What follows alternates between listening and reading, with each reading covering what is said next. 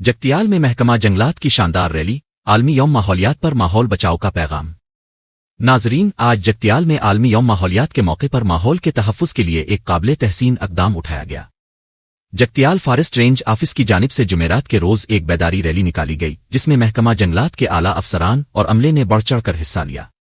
یہ ریلی جگتیال کے forest range دفتر سے شروع ہوئی اور شہر کے نئے بس اسٹینڈ چوراہے سے ہوتی ہوئی پروفیسر جی شنکر کے مجسمے تک پہنچی۔ اس موقع پر رینج آفیسر جناب Padma Rao, section officers, beat officers اور 20 کیمپ اسٹاف نے ماحول کے تحفظ کا پیغام عوام تک پہنچایا۔